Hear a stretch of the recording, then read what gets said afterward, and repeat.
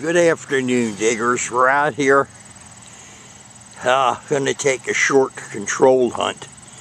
More or less it's a demonstration to show you a Tesoro Silver uMax.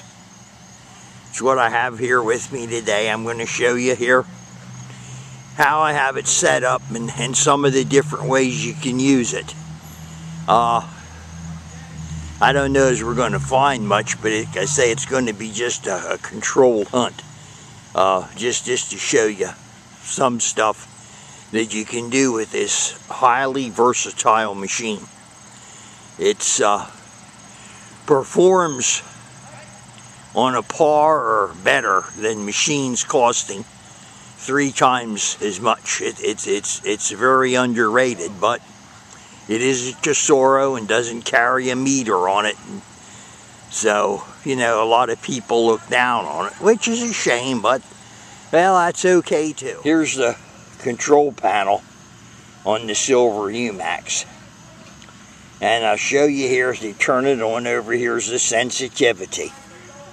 Normally, I run the sensitivity at around 10 when hunting in the open like this. Less if I'm in areas it's very trashy. In a tot lot, as they kind of the metal legs on the swings and apparatus, I'll only run the sensitivity at 2 or 3. Now let's turn that on. There, you heard the kick on.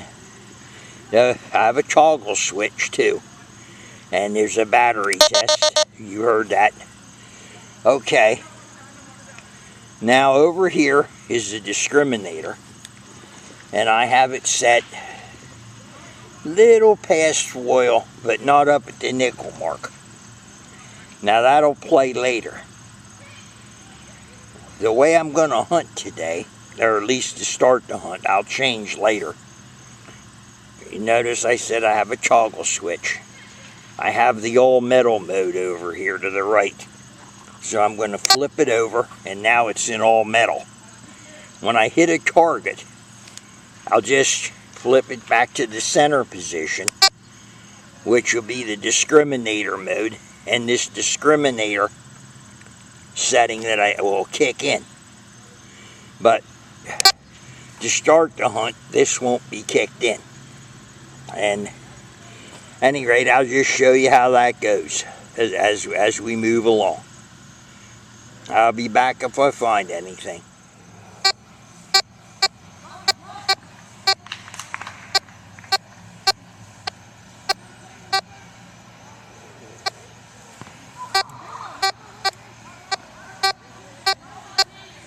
Well, here we hit a target. So let's flip it into discriminate. Whoops. She vanishes in discriminate. So, you know, it wasn't anything good. Well, there we got something that was purely junk. Some sort of can slaw, I guess. It's a little on the thick side, but, well, whatever it is, it's just junk. That's the way this game is. Sometimes you get the bear, sometimes the bear gets you. I'll be back later if I find anything worthwhile. Hi, it's me again. Time for a little tip here. I wanted to show you some of what I've been finding here today. It's metals of some sort. Bits of metal that, well, they're reading good by the discriminator. Your discriminator reads the conductivity of the metal, and, you know, if you have a metered machine, it'll tell you possibly what the target is, but that is far from being right every time. But this one, of course, doesn't have a meter, like I mentioned before. And but still, it was. I checked it out and thought every time I was digging a coin, because I cranked the discriminator up, when I flipped it over from all metal into the discriminate mode. But each time it kicked me in the butt. But that again, that happens. But you really can't 100% rely on what your discriminator tells you. And a lot of people say, well, you really should dig everything, and you're probably right, you should.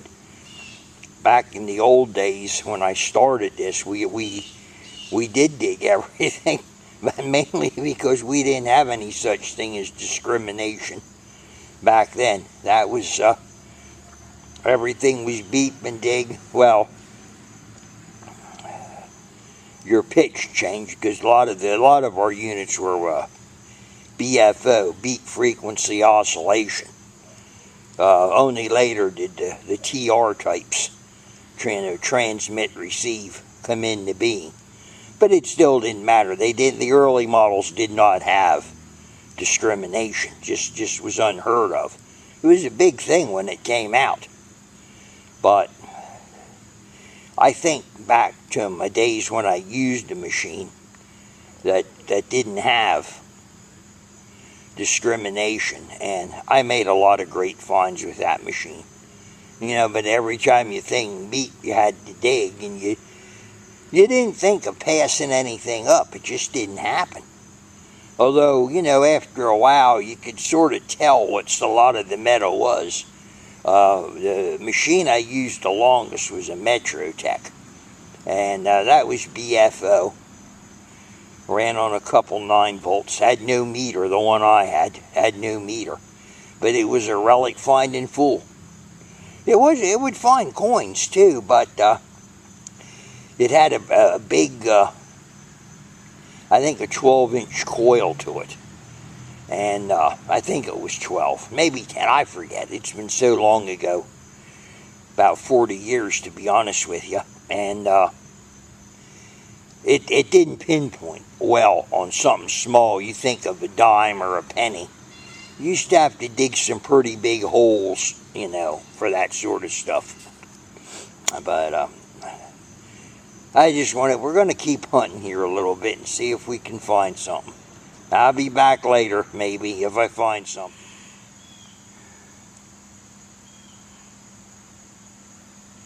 Until the next time, this is the OldCoon saying, happy hunting, good luck, and God bless.